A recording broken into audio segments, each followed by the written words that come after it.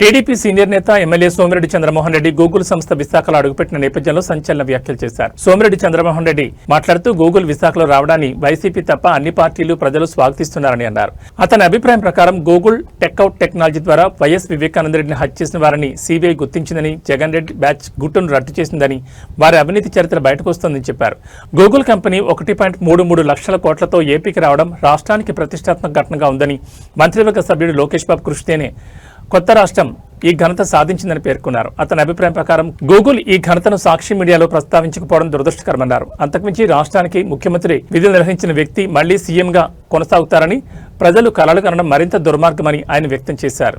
విశాఖలో గూగుల్ సంస్థ రావటం ఒక్క వైసీపీ తప్ప అందరూ స్వాగతిస్తున్నారు. కారణం, గూగుల్లో 6093 అని కొడితే జగన్మోహన్ రెడ్డి జైలు జీవితం బయట వస్తుంది. అట్లే గూగుల్ టేక్అవుట్ ద్వారా వివేకానంద రెడ్డి హత్య కేసులో అసలు హంతకుల్ని సిబిఐ గుర్తించి వాళ్ళని పట్టించింది గూగుల్ సంస్థ కాబట్టి హంతకుల్ని పట్టించారు ఆయన వర్గాన్ని.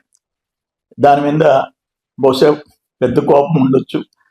మూడోది ఏంటంటే, రాజా కరప్షన్ అని కొడితే గూగుల్లో తండ్రిని అడ్డం పెట్టుకొని 1000 కోట్లు దోపిడీ చేసిన జగన్మోహన్ రెడ్డి అవినీతి చరిత్ర బయట వస్తుంది. అందుకని ఆ సంస్థ మీద కోపం.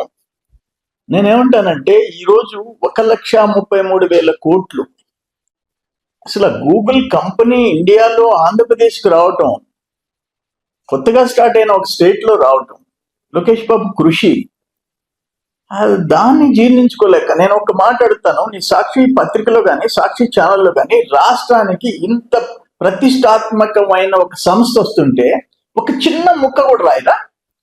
ఒక చిన్న టెలికాస్ట్ లో ఒక్క మాట చెప్పరా? ఆ సంస్థ రావటం ఆంధ్రప్రదేశ్ కి మంచిదేనని, 2 లక్షల మందికి ఉద్యోగాలు ఉపాధి కల్పించే సంస్థ రావటం, ఒక నేషనల్ ఇంటర్నేషనల్ ప్రెస్టీజియస్ కంపెనీ మన రాష్ట్రానికి రావటం మీకు ఇష్టం లేదా? మీరా ఈ రాష్ట్రానికి ఒక ముఖ్యమంత్రి కావటం అంటే దురదృష్టం. మళ్ళీ నేనే వస్తాను అని చెప్పుకోవటం అంతకంటే దురదృష్టం.